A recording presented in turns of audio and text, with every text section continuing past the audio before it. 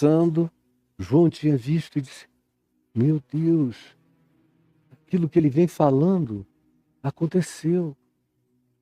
Ele creu.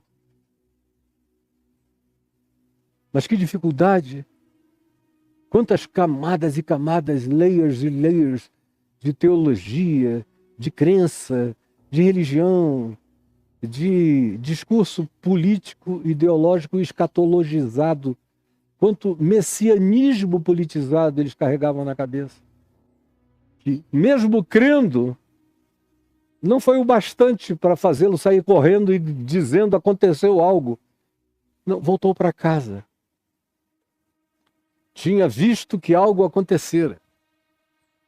O que Jesus falara começou agora a ganhar mais concreção diante da percepção deles. Mas não o bastante. Voltaram para casa. Maria, entretanto. Maria, entretanto. Maria, entretanto.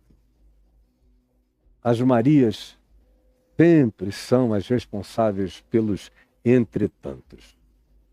O entretanto é o que acontece no meio de tantas coisas e no meio de coisas. Entretanto, enquanto isto, no processo, Maria, todavia, se interpôs com seu olhar de observação, satisfeita de um lado, mas não satisfeita ainda de outro, porque se ele ressuscitou, ele há de se manifestar. Não vai ficar no plano das invisibilidades. Isso vai ganhar concreção. Maria, entretanto, permanecia ali, inafastável, junto à entrada do túmulo, chorando. Enquanto chorava, porque ela queria mais do que um casulo para se satisfazer. Ela não tinha nenhuma vocação fetichista para sacralizar o sagrado, o casulo, e levá-lo para algum lugar e passar a adorar o casulo. É coisa de religioso. Ela tinha sido discípula de Jesus, em quem não havia uma gota de culto ao sagrado, nem aos fetiches de natureza religiosa. Maria, entretanto, estava ali, à entrada do túmulo, chorando, querendo mais do que um casulo. E enquanto chorava, abaixou-se e olhou para dentro do túmulo outra vez. E agora, além do casulo, ela viu dois anjos, dois seres, duas entidades, com aparatos de vestimentas, ou do que quer que os cobrisse. Na linguagem do homem de 2000 anos atrás, era uma vestimenta sobre essas entidades, cuja fisionomia não é descrita. Só se os identifica com dois mensageiros celestiais, duas entidades de recados divinos, de intervenções divinas, porque é isso que a expressão anjo significa. Dois anjos vestidos de branco, sentados onde o corpo de Jesus fora posto. Um à cabeceira do casulo e o outro aos pés do casulo e o casulo oco no meio. Então eles, esses entes celestiais ou multidimensionais, lhe perguntaram: mulher, por que choras? Por que choras? Por que choras? E ela lhes respondeu: porque levaram o meu Senhor e não sei onde o puseram. Até aqui Maria ainda tinha um Senhor carregável. Uma vez morto, a gente carrega. Tiraram da cruz, carregaram o corpo de Jesus, lavaram, perfumaram, involucraram, acasularam o corpo dele, colocaram um lencinho sobre o rosto. Era um Jesus ainda objetificável, era o Jesus ainda da crucificação. Não era o Cristo da cruz, ressuscitado de entre os mortos. Ela ainda estava com a mente pregada no cenário da crucificação, da angústia da morte, da perda, do vazio. E o coração dela queria mais. Ela suspeitava, mas não tinha se apropriado ainda. Por isso ela chora. Porque ela não fica satisfeita com um casulo vazio. Ela quer um corpo vivo, ressuscitado de entre os mortos, conversante, dialogal. Por isso é que os seres celestiais perguntam: por que tu choras? E ela lhes respondeu: porque levaram. É uma expressão que designa um objeto carregável, um andor, um santo. É um Cristo objético. É o Cristo do crucifixo, é o Cristo da crucificação. Não é o Cristo da ressurreição ainda. E a maioria das pessoas para na sua caminhada, que não dá nem para a gente chamar exatamente de caminhada de fé, mas para nas suas crenças no Cristo do crucifixo, no Cristo da crucificação.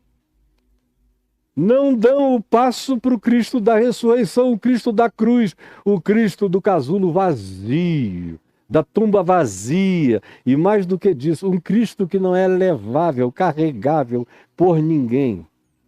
É sobre ele que todas as coisas repousam e nele subsistem, e ele não é mais carregável por ninguém. Esse tempo acabou. Ela diz: porque levaram o meu Senhor e eu não sei onde o puseram. Pelo menos me dessem a informação para eu continuar a fazer o que eu estava fazendo. Ele não recebeu tratos finais, são carinhos femininos, cuidados bem de alma de mulher, de delicadeza feminina. Eu quero terminar o processo.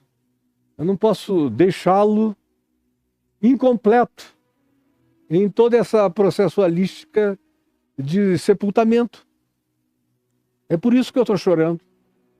Porque nem isso eu vou conseguir terminar o que eu comecei.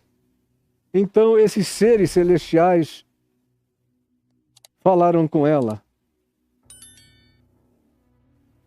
Após ela dizer: levaram a ele e eu não sei onde o puseram. Os seres celestiais ficam olhando para ela. Eu posso até vê-los com uma determinada expressão de um sorriso transdimensional, olhando nos olhinhos de Maria, que estava de cabeça baixa, com lágrimas caindo, e eles olhando para ela, quando de repente o que acontece é aqui descrito.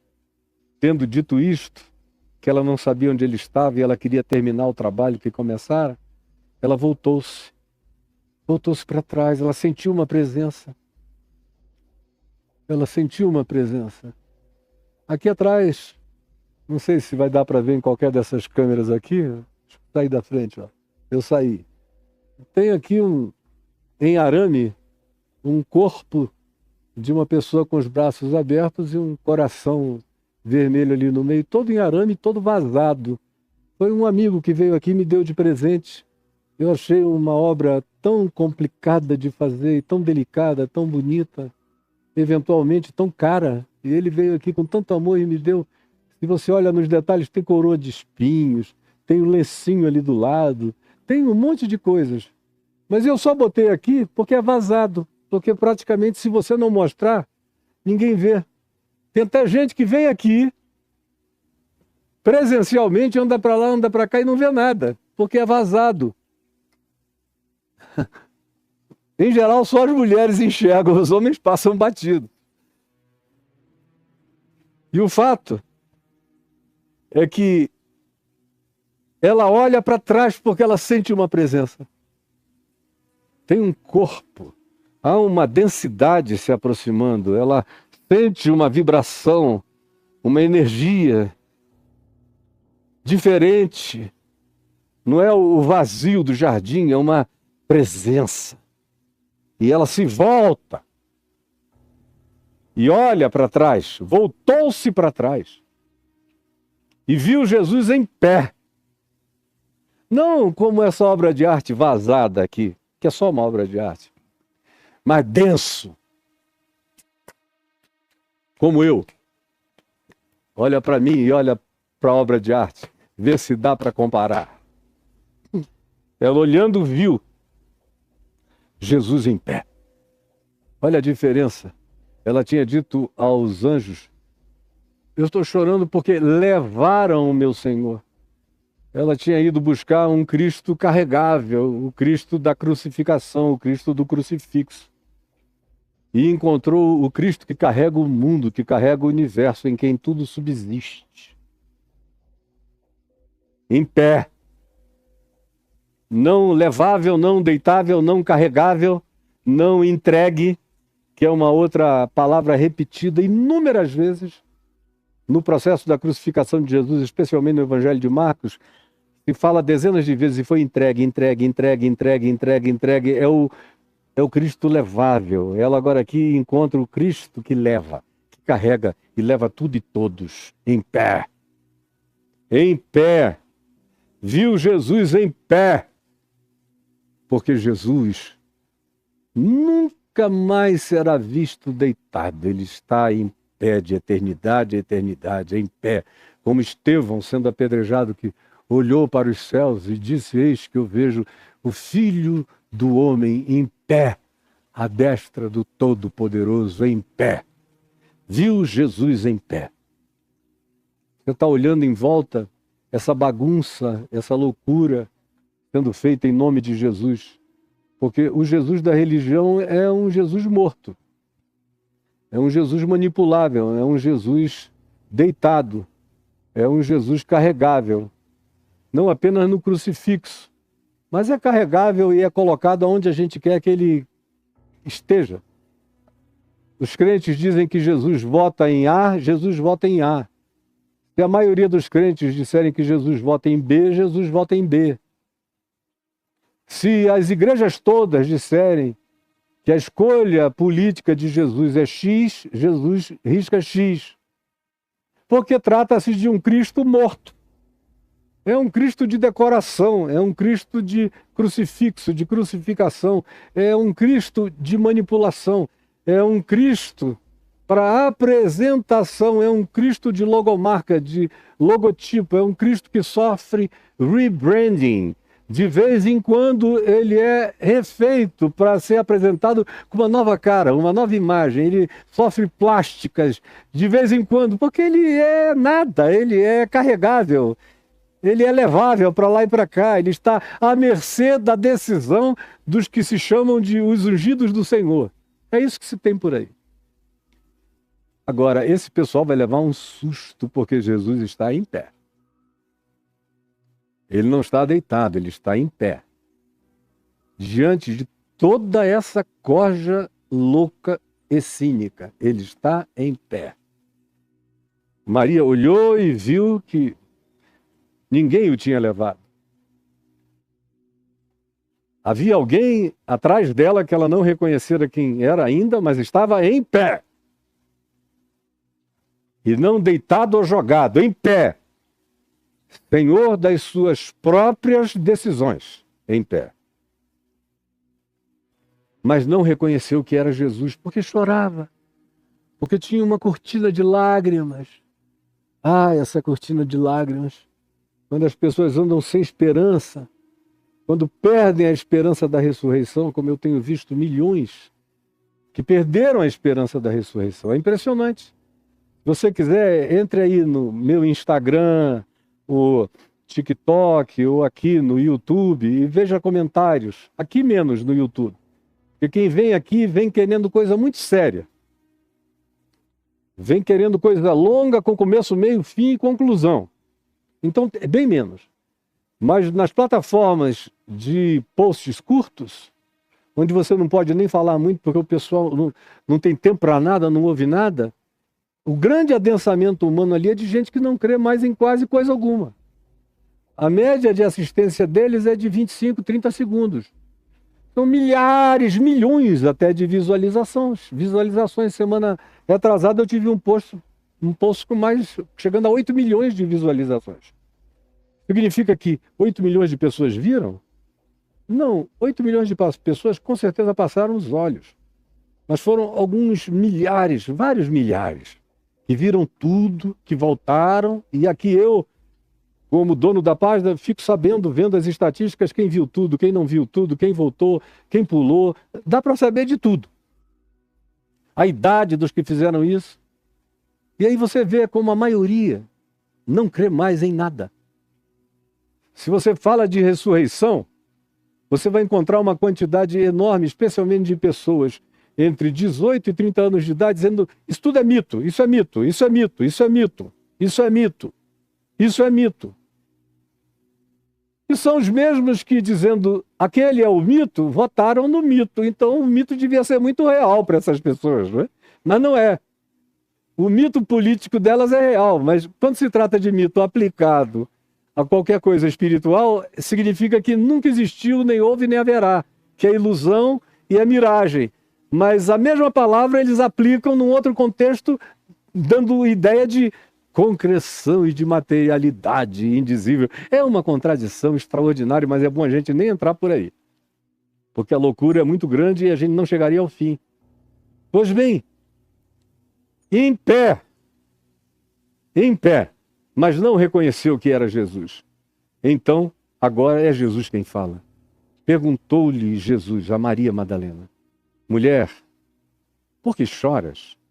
É a mesma pergunta dos anjos, que tinham perguntado exatamente isto: mulher, por que choras? Agora, a mesma pergunta é feita não por anjos, não por entidades de outras dimensões, mas pelo Cristo ressuscitado dentre os mortos. Mulher, por que choras? A quem procuras? Você está procurando alguém? Está perdida aqui nessa tumba, com esse véu de lágrimas do rosto, sem esperança? E ela, supondo ser ele o jardineiro, era um jardim bem menor do que esse meu jardim aqui de casa. E olha que o meu não é tão grande assim, mas é grande até, mas era menor. E ela disse: deve ser o jardineiro que está falando comigo, porque esse é o lugar de um homem rico e essa tumba não iria ficar abandonada, ela iria ser cuidada. É um jardim, é um horto, tem quem cuide. E foi a suposição dela. Pensou que era o jardineiro, perguntando a ela, e respondeu: Senhor, o meu Senhor, no sentido de como antigamente as pessoas tratavam umas às outras. Hoje em dia todo mundo é só você, não é? Mas eu ainda nasci num mundo em que qualquer pessoa mais velha do que você era senhor. Era o seu fulano. Quando não era senhor, era seu fulano. Ela, pensando que era o jardineiro, disse: seu jardineiro, o Senhor, me dize, se tu tiraste, ainda está na mente dela o Cristo carregável, retirável, levável no andor para lá e para cá, o Jesus das passeatas, da marcha para Jesus. Leva Jesus para a marcha, começa aqui e termina ali, marcha para Jesus. Se tu o levaste, se tu o tiraste, dize-me aonde o puseste e eu o levarei, porque se alguém aqui tem que ficar dona disso e dele, sou eu. No coraçãozinho dela, com toda a pureza dela, ela queria levar o defunto para casa, ou guardar em algum lugar, ou criar um túmulo de estimação, ou colocar num lugar onde ninguém soubesse de nada, para não haver visitação, para ser algo de poucos, ou de gente que o amava muito e que, apesar de ter sofrido horrorosamente, jamais deixaria de amá-lo, mesmo morto. Era nesse estado que Maria estava. Eu vou amá-lo mesmo morto. Mesmo que eu tenha que carregá-lo para cá e para lá, porque eu nunca amei ninguém na vida e nunca ninguém me amou tanto na vida. Eu vou amá-lo enquanto eu viver, mesmo morto. Eu o amarei para sempre. E eu o levarei para mim. E ele será particularmente meu. Disse-lhe Jesus, então, a Maria. Chamou-a pelo nome, disse: Maria.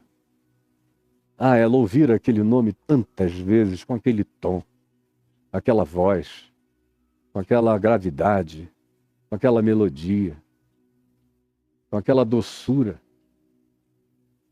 e com aquela autoridade eterna. Uma voz transvocal, traspassante. Maria. Ela voltou-se E voltando-se, viu Jesus em pé. Voltando-se ela, lhe disse em hebraico, porque eles falavam aramaico, mas ela usou a linguagem clássica da sinagoga para designar o mestre, o ensinador, o professor, o guru da sinagoga, o líder, que era o rabi, ou o rabino em português, ou rabone. Ela usa a expressão hebraica e o chama em hebraico pelo nome. E ele diz, Rabone, que quer dizer mestre. Mestre, mestre.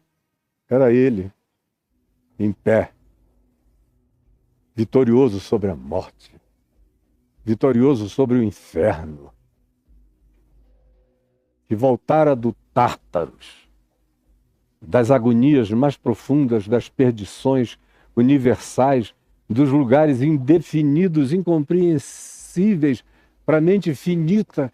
Ele voltara de todas as dimensões e atravessara todas elas com o grito do está consumado.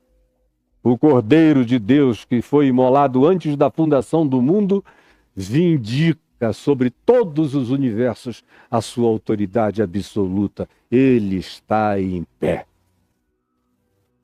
Mestre, recomendou-lhe Jesus. Eu acho bonito porque não é exatamente a palavra ordenou-lhe, é recomendou-lhe Jesus. Num tom de conselho carinhoso que Jesus fala com ela. Recomendou-lhe Jesus, não me detenhas. Porque ela, quando falou mestre, ela quis pular sobre Jesus. Ela quis fazer o que ela fazia sempre, tocar nele. E Jesus disse, não, não. Recomendou-lhe Jesus com todo carinho, segurou-a distante. Na distância de um braço. Não me toques, não me detenhas, porque eu ainda não subi para meu Pai, mas vai ter com os meus irmãos e diz-lhes, subo para o meu Pai e vosso Pai, para o meu Deus e vosso Deus. Por que ele não deixou que Maria o tocasse? Porque ele tinha dito lá em João, que no capítulo 13 até o 17, ele preparou os discípulos e as discípulas, os apóstolos e as apóstolas, as enviadas, quem quer que carregasse aquela mensagem presente naquela última ceia, que não era um clube do bolinha apenas. Pois bem, ele tinha preparado aquelas pessoas para a ausência física dele, dizendo, convém-vos que eu vá, vocês vão ter que aprender a lidar comigo num outro nível, numa outra perspectiva, já não é mais assim, com esses adensamentos, com demonstrações palpáveis, não, vocês vão ter que lidar numa outra perspectiva. E a primeira lição começa aqui, quando Maria quer pegar e ele diz não. Esse tempo do pegar, do levar, com toda aquela ênfase de Maria em o levaram, me dizem aonde o puseste, e eu o levarei, eu o tomarei para mim, eu vou cuidar dele. Não! Esse tempo em que vocês trouxeram comida, cuidaram de mim, me ajudaram, me serviram, passou. E essa ideia de que eu estou morto e carregável para ser levado de lá para cá, morreu! A morte morreu. Não! Agora é outra relação. Agora é a imaterialidade, agora é a fé.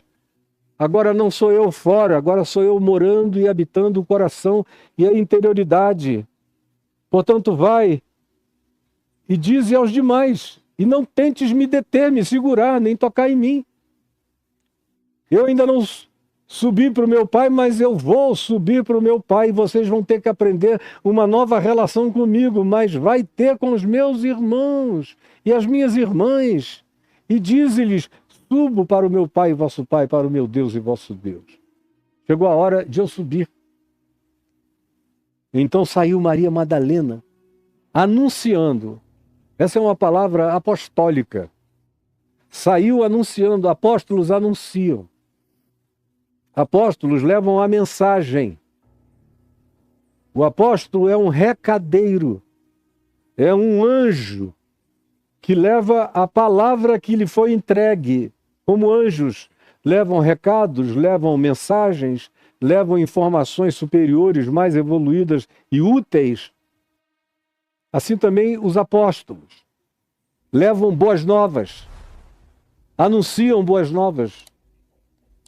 Quão belos e formosos são os pés dos que anunciam boas novas.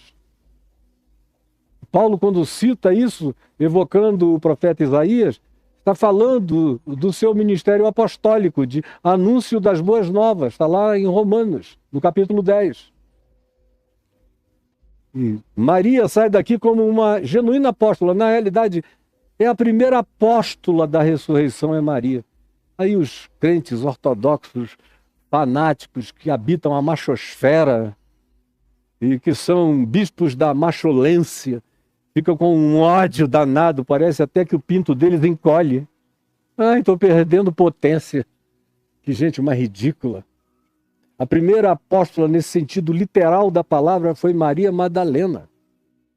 Porque Pedro viu, voltou para casa, e João também. Agora Maria saiu anunciando, gritando para todo mundo. E ela é a primeira pessoa que recebe de Jesus essa incumbência. Vai e diz aos meus irmãos e às minhas irmãs que se dirijam lá a Galiléia, lá me verão, porque eu estou vivo.